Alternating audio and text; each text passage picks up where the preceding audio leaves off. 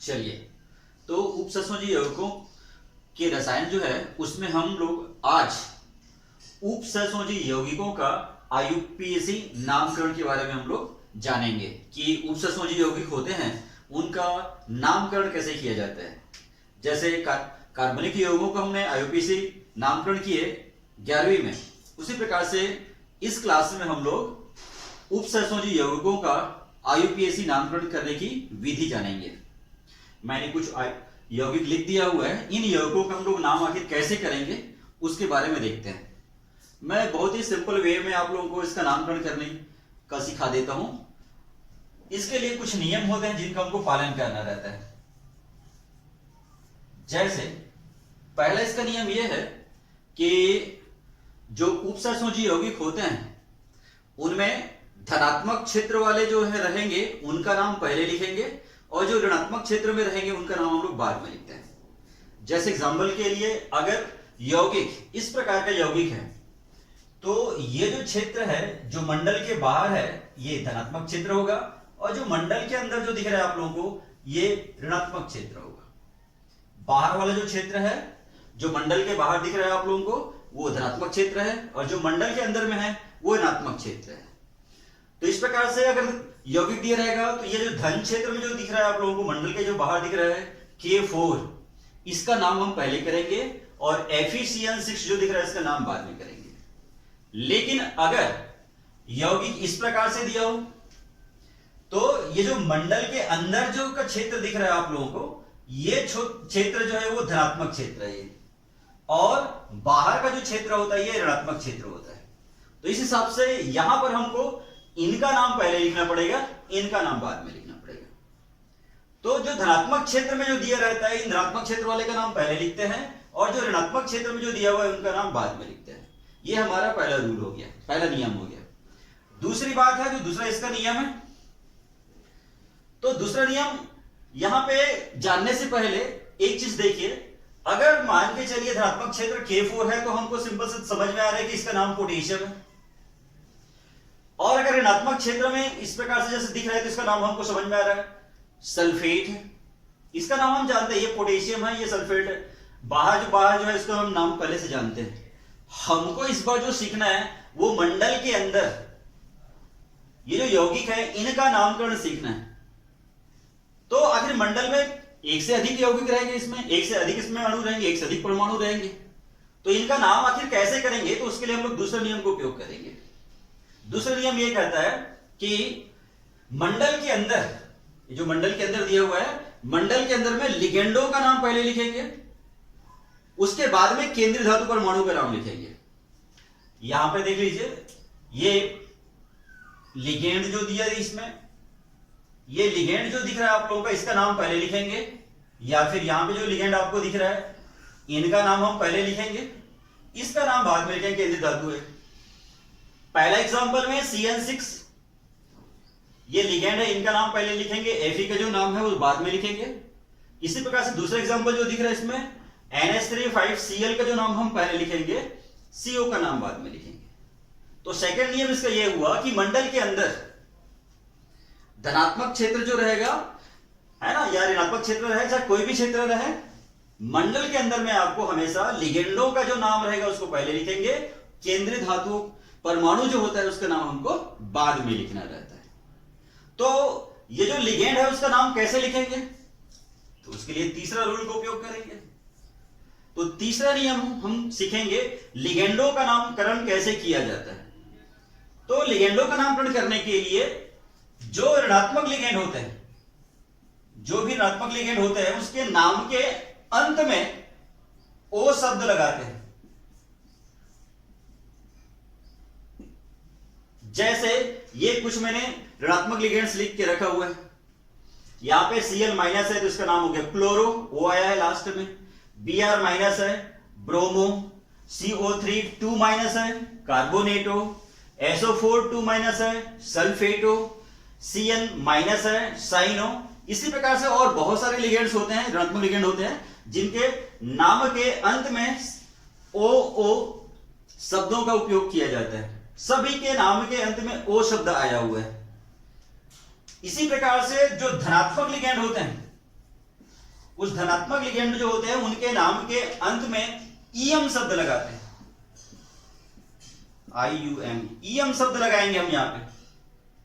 जैसे उदाहरण के लिए ये नाइट्रोसोनियम, NO प्लस जो है इसका नाम है, ये धनात्मक लिगेंड में NO प्लस का जो नाम होता है ये नाइट्रोसोनियम है। NO2 प्लस का जो नाम है ये नाइट्रोनियम है। इसी प्रकार से हाइड्रोजीनियम और बहुत सारे कुछ धनात्मक हमारे लिगेंड है, उनके नाम के अंत में हमको ईएम शब्दों का उपयोग करना रहता है। अब अगर लिगेंड उदासीन है, उदासीन लिगेंड है, तो उन उदासीन लिगेंडों के नाम के अंत में इल शब्द लगाते हैं, YLE, इल शब्द लगाएंगे। जैसे कि CO कार्बोनिल, NO नाइट्रोसिल, इसी प्रकार से और भी आएंगे। लेकिन यहां पर कुछ हमारे पास में ऐसे उदासीन लिगेंड होते हैं जिनके नाम के अंत में इल शब्द नहीं आता है, उसको हम लोग अपवाद स्वरूप जानेंगे। जैसे मैंने कुछ एग्जांपल लिखा हुआ है यहां पे, H2O उदासीन लिगेंड है लेकिन इसका नाम है एक्को। NH3 ये भी उदासीन लिगेंड है, नाम लिखा हुआ है एमीन या एमिनो। और इसी प्रकार से NH2 CH2 CH2 NH2, या इसी को इतना बड़ा न लिख करके शॉर्ट फॉर्म में इसको EN लिखते हैं, इसका नाम है एथिलीन डाइएमीन। तो इस प्रकार से हम लोग लिगेंडों का नाम लिखते हैं। ऋणात्मक लिगेंडों के नाम के अंत में O लगाएंगे, धनात्मक लिगेंडों के नाम के अंत में EM लगाएंगे, और जो उदासीन लिगेंड होते हैं उनके नाम के अंत में इल लगाते हैं। उसके बाद में जब हमने लिगेंडों का नाम लिख लिए तो उसके बाद में आता है केंद्रीय धातु परमाणु का नाम लिखना। तो केंद्रीय धातु परमाणु का नाम लिखने के लिए हम चौथा नियम करेंगे इसके लिए।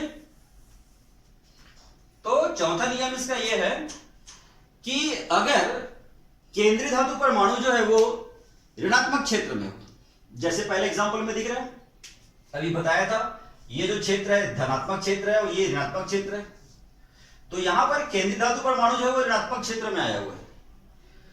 तो ऐसी स्थिति में हम लोग इनके नाम के अंत में एट शब्द का उपयोग करते हैं, एट शब्द लगाएंगे।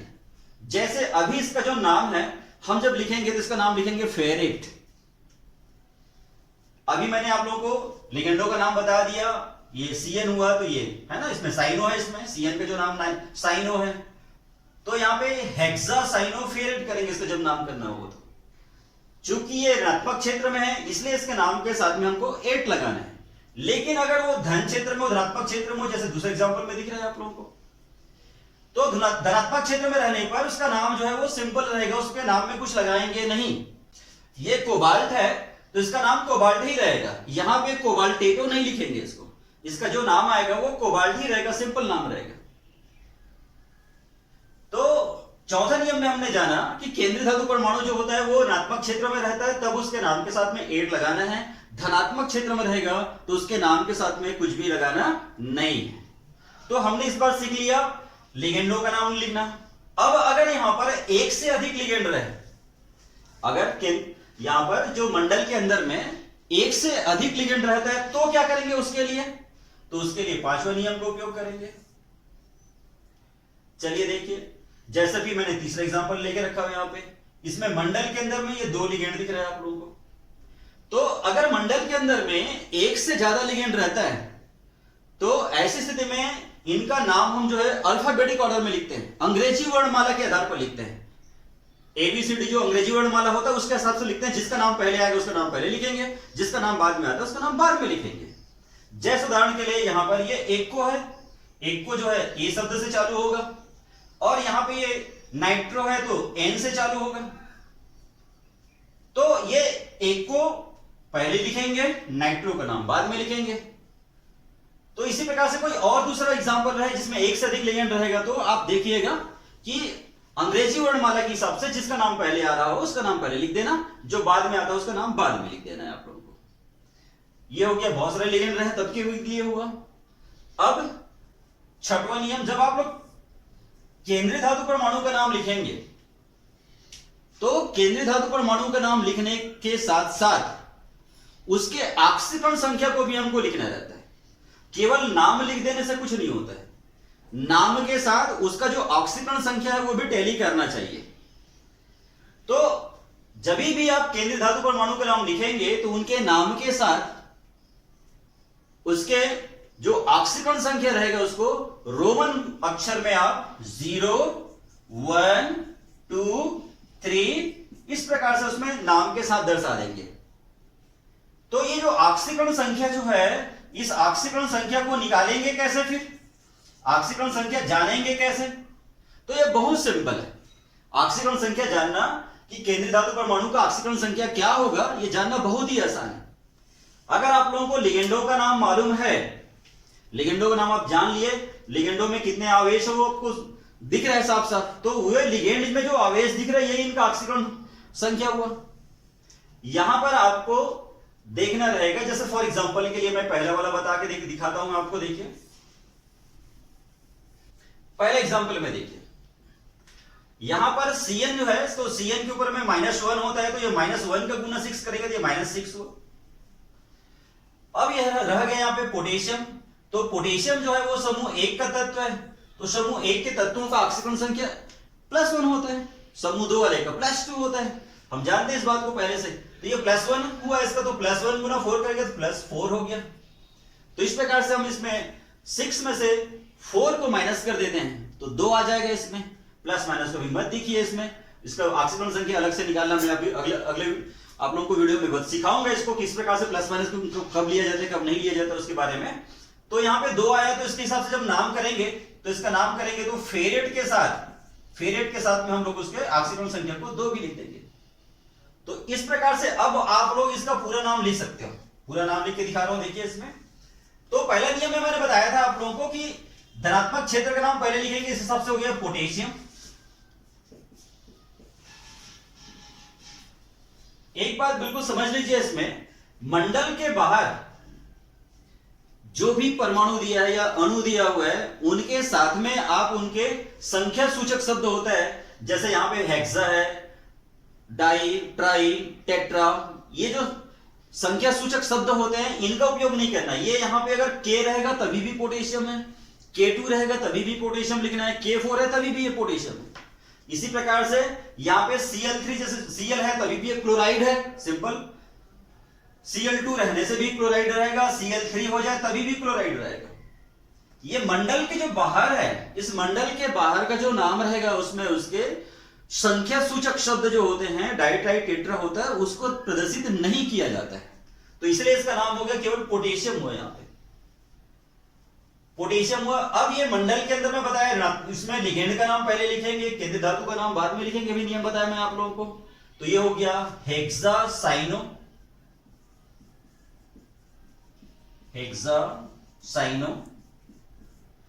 और ये चूंकि ऋणात्मक क्षेत्र में इसलिए भी नाम बताया इसका फेरेट,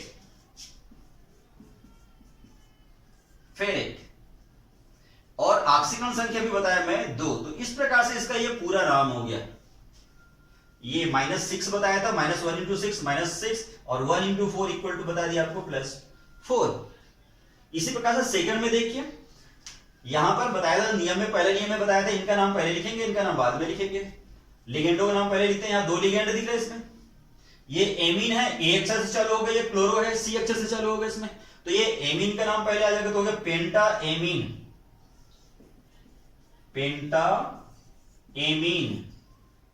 क्लोरो, पेंटाएमीन क्लोरो। उसके बाद में ये सिंपल है, धनात्मक क्षेत्र में इसलिए नाम सिंपल रहेगा इसमें। तो ये हो गया कोबाल्ट। अब इसका ऑक्सीकरण संख्या देख लीजिए, तो इसका ऑक्सीकरण संख्या निकालने के लिए देखिए, ये उदासीन लिगेंड है, तो उदासीन लिगेंड होने के कारण ये 0 हो गया। आपको पता रहना चाहिए कौन सा उदासीन लिगेंड में आता है, कौन सा धनात्मक में है, कौन सा ऋणात्मक है, बिल्कुल ये याद रहना चाहिए, तभी आपसे ऑक्सीकरण संख्या सही निकल पाएगा। तो ये उदासीन लिगेंड है इसलिए इसका 0 हो गया। ये ऋणात्मक में है, -1 होता है, और ये -2 होता है, सल्फेट के ऊपर -2 होता है, सल्फेट जो होता है उसमें -2 होता है, Cl वाले -1 होता है, तो -2 और -1 ये हो गया -3। तो प्लस माइनस लेना नहीं, अभी बताया था आपको, ये तो 3 का 3 हुआ इसमें। तो ये हो गया पेंटाएमीन क्लोरो कोबाल्ट 3, और ये है सल्फेट। तो इस प्रकार से इसका पूरा नाम हुआ पेंटाएमीन क्लोरो कोबाल्ट 3 सल्फेट। इसी प्रकार से यहां पे आप देखते हैं, इसका नाम भी देख लीजिए। तो इसका नाम ए से चालू होगा, एक को बताया था ये नाइट्रो है तो एन से चालू होगा इसका नाम। तो ये हो गया टेट्रा एक्को, क्योंकि ए अक्षर पहले आएगा, नाइट्रो एन बाद में आएगा, तो इस हिसाब से हो गया टेट्रा एक्को। टेट्रा एक्को डाई नाइट्रो,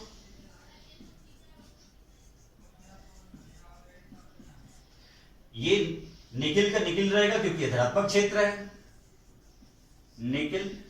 अब इसका ऑक्सीकरण संख्या देखिए, तो ये उदासीन है इसलिए 0 हो गया। नाइट्रो -1 होता है तो -1 × 2 -2 हो गया। और Cl जो है यहाँ पे -1 होता है इसका भी, तो इस प्रकार से हो गया -3 हुआ, तो इस प्रकार से हम 3 लिखेंगे। और ये लास्ट टर्म है ये क्लोराइड। तो इस प्रकार से इन सभी उपसंयोजी यौगिकों का नाम लिखते हैं।